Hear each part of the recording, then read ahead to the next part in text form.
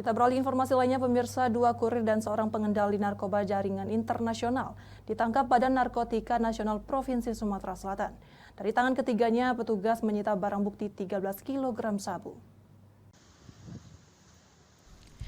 3 sindikat narkoba jaringan internasional ini tak berkutik setelah ditangkap BNN Provinsi Sumatera Selatan.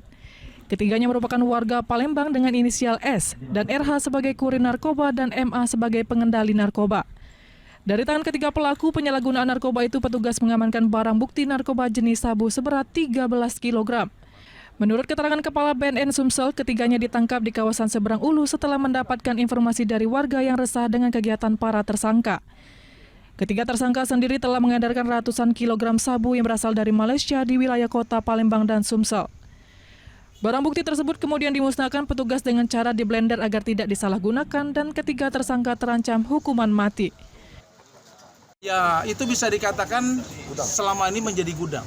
Karena dari keterangan itu sudah beredar dari tahun Januari sampai Juni ya. Itu sekitar ada 140 kilo lebih mereka sudah bisa mendistribusikan narkotika jenis sabu dari tempat itu. Dari Palembang, Muhammad David, iNews melaporkan.